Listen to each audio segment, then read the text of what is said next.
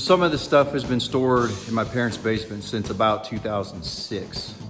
And I quit playing music in about 2010. I'm gonna give you a little overview of the third floor. I am sweating like a fat failed musician.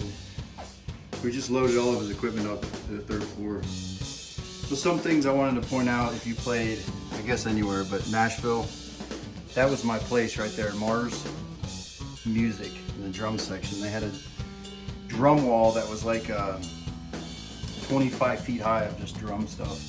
Used to love going in there, which is where I got my first drum set, which is actually this one, which was a Pearl Session Select. At one point in its life, it was covered with African bark cloth, and then it was covered with 1.5 inch fur, which sounded horrible, but it looked pretty cool.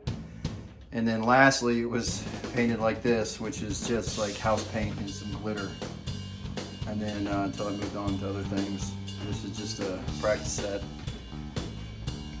But this was the last one that I actually used playing out, but I'll set it up some other time. But here's what I wanted to go through some of this stuff. So this is back when you made music and you put it on CDs and you had thousands of them pressed, and now I've got thousands of them sitting in my parents' basement. You always had to do stickers. You had to do the ones you gave away free at shows, the little EPs with the websites on. Matter of fact, these ones still have MySpace. And back then it was kind of like who you open for. I didn't know I did all this stuff. That's kind of cool. This was the Hot Rocks press kit. You get all your crap together. I should read these one day. All eyes are on a small town called Murfreesboro, nestled in the suburbs of Nashville, Tennessee. Or how many people have used that for, but so you'd send this to pretty much everything. Radio stations, I don't know if they still do it, but play local. Radio stations have local hour or anything like that, but you send all this stuff in. Oh, this is great though. Local Murfreesboro newspaper. It's funny, so I remember this. I was late. I think it was me. I can't remember if it was me. I didn't. They had to come pick me up. And I wasn't feeling too good from the night before.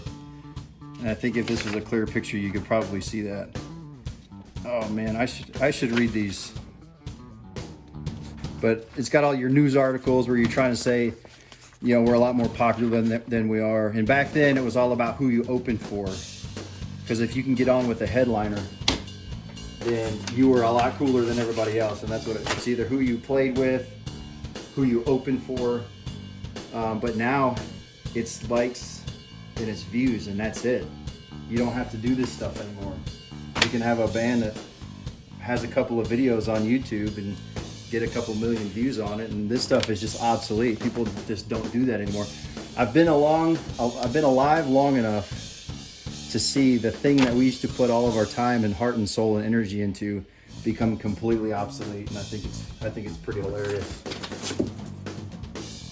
So when I say failed musician, I don't really mean that derogatory to myself. It's true in a certain sense, but I can guarantee you that there are more of me in this world than there are successful musicians. People who put their heart and soul and their energy into a profession or a career from probably 1999 until 2010, I'd say. Not just music, but music and entertainment in general. Successful in the sense that you have a form of media that was high quality enough that it will last ages, but not so much that you're financially set for the rest of your life. So I think I might do a couple of series on this, because I guarantee you there's a lot of people that are my demographic that probably have a really hard time with not seeing their initial dream come to fruition. But you know what? It's okay. I was there, I did it, I had a lot of fun, I did it for as long as I possibly could, and then I got custody and it became time to do what really matters, and I've been doing that for the last 12, 13 years. So I'm gonna look back on it, and I think you're gonna come with me. Let me know what your MySpace page was.